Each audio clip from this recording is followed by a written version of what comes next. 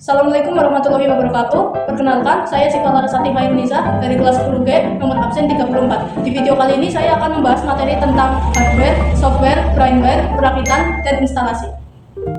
Hardware, perangkat keras, komponen fisik komputer yang dapat dilihat dan disentuh secara langsung. Fungsi, menjalankan perintah yang diberikan oleh software. Tanpa hardware, komputer tidak bisa beroperasi. Contohnya, yang pertama ada perangkat masukan, input device, menerima data dari pengguna seperti keyboard, mouse, dan mikrofon. Selanjutnya, perangkat pemrosesan, processing device, mengolah data seperti central processing unit, CPU, atau prosesor.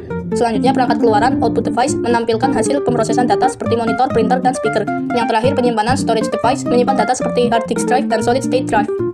Kemudian, software, perangkat lunak, data digital berupa program atau instruksi yang mengontrol operasi hardware. Fungsinya menjembatani interaksi antara pengguna dan hardware. Software tidak memiliki wujud fisik.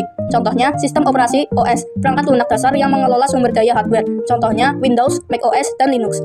Lalu, program aplikasi, perangkat lunak yang dirancang untuk tugas-tugas spesifik. Contohnya, Microsoft Office, Adobe Photoshop, dan peramban web. Dan selanjutnya, program utilitas, membantu mengoptimalkan kinerja dan menjaga sistem, seperti antivirus dan kompresi data.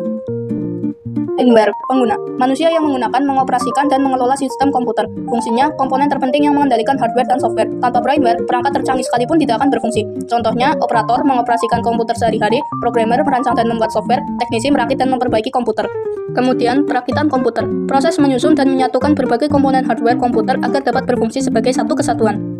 Pertama kita pasangkan dulu prosesornya, otak komputer. Prosesor ada dua merek, pertama Intel untuk penggunaan normal dan AMD untuk penggunaan gaming. Di dalam prosesor terdapat ALU dan CPU. ALU untuk menghitung semua bagian matematis dan CPU untuk mengatur semua operasi di dalam CPU. Selanjutnya RAM untuk membantu prosesor. Pasangkan RAM sesuai posisi dengan melihat batasnya.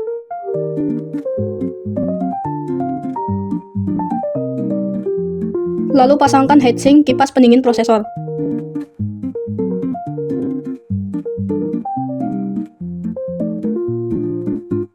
Setelah heatsink sudah kencang, maka pasangkan kabelnya ke motherboard.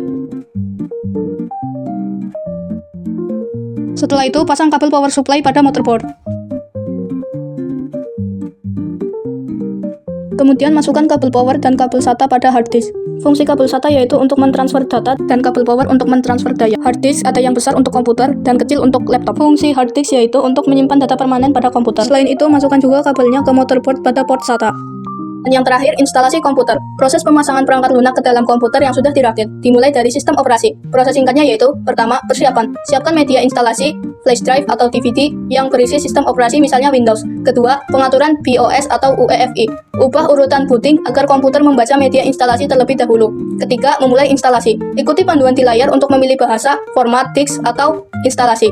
Keempat, pemasangan driver. Setelah sistem operasi terinstall, pasang driver perangkat keras agar semua komponen, kartu, grafis, suara, dan lain-lain dapat berfungsi optimal. Dan yang terakhir, kelima, pemasangan aplikasi. Pasang program aplikasi yang dibutuhkan seperti Microsoft Office atau peramban web.